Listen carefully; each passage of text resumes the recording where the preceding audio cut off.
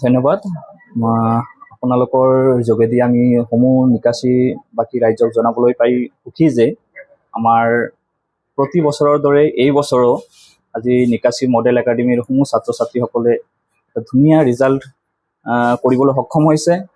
আমাৰ overall student আছিলে arts commerce মিলি পেলাই 109জন, তাৰে 5জন ষ্টুডেণ্টে ডিষ্টিংশ্যন পাবলৈ সক্ষম হৈছে, 20জন ষ্টুডেণ্টে ষ্টাৰ মাৰ্ক পাবলৈ সক্ষম হৈছে, আৰু অভাৰঅল আৰ্টছ কমাৰ্চ মিলি পেলাই আমাৰ 109জনৰ ভিতৰতে 74 ষ্টুডেণ্টে ফাৰ্ষ্ট ডিভিজন পাবলৈ সক্ষম হৈছে।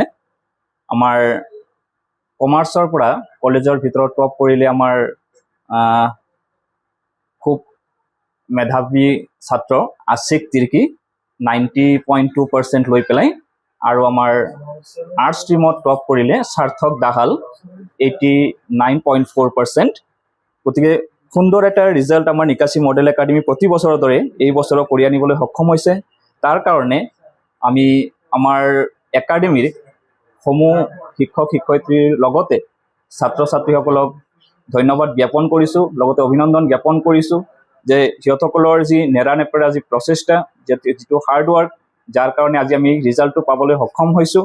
আৰু বিশেষকৈ আজি আমাৰ নিকাচি অঞ্চল বুলি ক'লে, আজি নিকাচি অঞ্চলটো হ'ল আমাৰ ভাৰত ভূটান সীমান্তৰ এটা অতিকৈ পিছপৰা অঞ্চল, আৰু এই অঞ্চলৰ আজি যিখিনি ছাত্ৰ ছাত্ৰী আমাৰ ইয়াতে নামভৰ্তি কৰে, খুব এটা কম পাৰ্চেণ্ট লৈ পেলাই আমাৰ ইয়াতে নামভৰ্তি কৰে।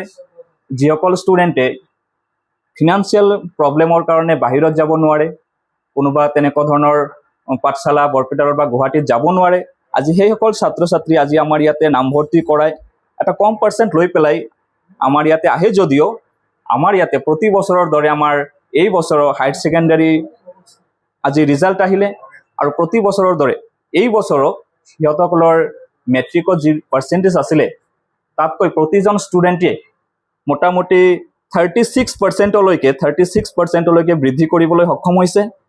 আমি এজন ষ্টুডেণ্টৰ নাম যদি কওঁ, প্ৰিয়ম চেত্ৰী কমাৰ্চৰ পৰা আছিলে, 47% লৈ পেলাই আমাৰ ইয়াতে নামভৰ্তি কৰিছিলে, কিন্তু আজি আমাৰ এই হায়াৰ ছেকেণ্ডাৰী ফাইনেল যি ৰিজাল্ট ঘোষিত হ'ল তাতে 83% লৈ পেলাই পাছ কৰিবলৈ সক্ষম হৈছে।